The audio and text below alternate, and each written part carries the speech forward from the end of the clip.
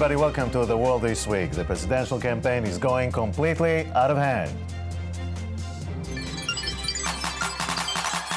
Now, Donald Trump tells us that he is very, very smart. I'm afraid that when it comes to foreign policy, he is very, very not smart. And I mean, honestly, I thought I'll just address it quickly because it's irrelevant. Look, Mitt is a failed candidate. He failed. For the last year, Donald Trump has basically mocked everybody with personal attacks. This little guy has lied so much about my record. There we go. He has lied so much. The new thing is, how do we stop Trump? Everyone's trying to figure out how to stop Trump. I can tell you this, where I grew up, if someone keeps punching people in the face, eventually someone's going to have to stand up and punch them back. Is somebody protesting back there? Get out of here. Out! Out! Donald Trump in 2008 wrote 4 checks to elect Hillary Clinton as president. Lion Ted and Little Marco. This is not presidential material, folks, believe me. The people of this country are tired of establishment politics and establishment economics. They want real change in this country. Look at the Democrats. Who is the young and up-and-coming Democrat? Bernie Sanders. I want to congratulate Senator Sanders for running a strong campaign, but now all eyes turn to Michigan. Yes, that's the way it is. With me here, Professor Yossi Shine of Georgetown and Tel Aviv Universities, and Barbara Opall-Rome, Defense News Bureau Chief in Israel. Okay, first, the results of the little Super Saturday. 2 states to Cruz, 2 states to Donald Trump. I think Marco Rubio had a very, very bad night. And personally, I'd call for him to drop out of the race. I think it's time now that he drop out of the race. I really think so. What we're seeing here in Idaho is really what we're seeing all across the country, which is that Republicans are coming together. They're uniting behind our campaign.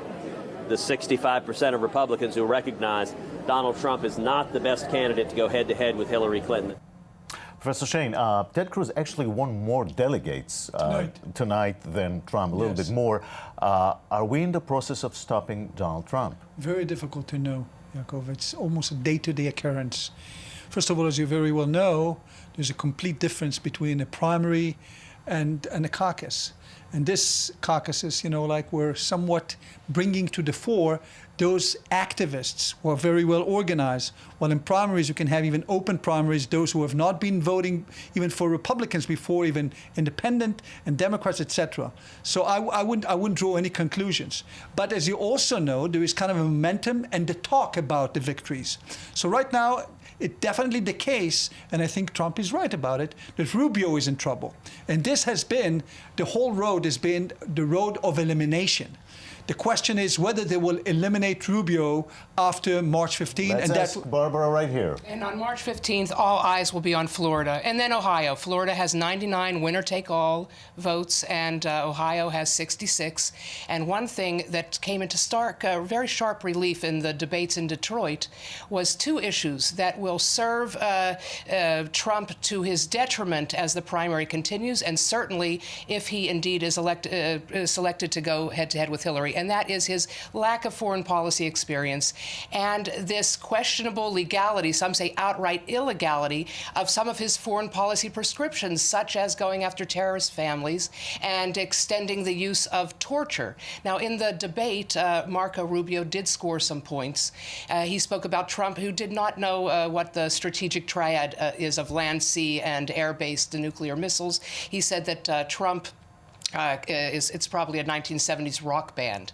And what was more important was the following orders. Trump says, if I say they'll do it, they'll do it. Well, the U.S. military... I would just say these are very sophisticated issues. Trump is elected because of his simplicity, not because of the foreign policy issues. The American people could not care less. This is the level of sophistication we see at the Republican Party these days. He hit my hands. Nobody has ever hit my hands. I've never heard of this one. Look at those hands. Are they small hands? And he referred to my hands. If they're small, something else must be small. I guarantee you there's no problem. I guarantee it.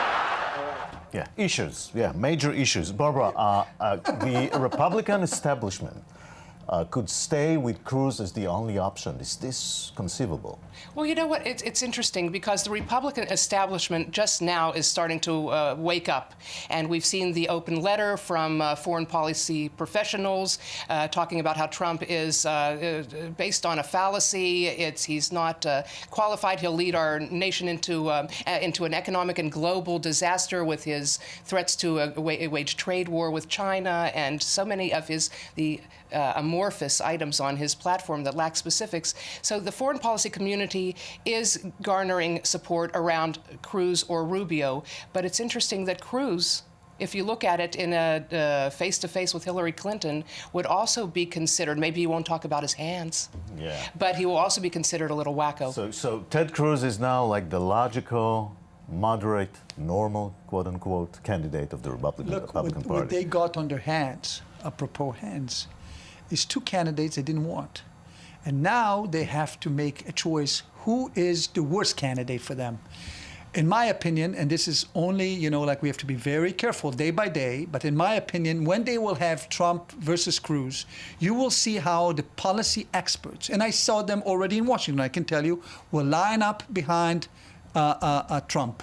And they will line up behind Trump because many people are waiting to see, and many people understand that if this race, because Washington is hungry for power, and anyone who lives in Washington like myself knows that once they will see that maybe he has a chance, they will immediately be there for him, and you will see many people who are now saying they cannot envision him suddenly will lower their voice and will stand behind him and will realize is how rational he is and how, in fact, a moderate versus Cruz. So lots of things can happen. Your prediction shortly? I predict that this is all going to just fuel Hillary Clinton's campaign and that these foreign policy experts and the Republicans will not be so quick to jump on the Trump bandwagon. They'd rather salvage their credibility as chairman of think tanks and universities and wait for another 4 or 8 years. Barbara Opall-Rome and Professor Shane, thank you very much. It's my pleasure. Thank you.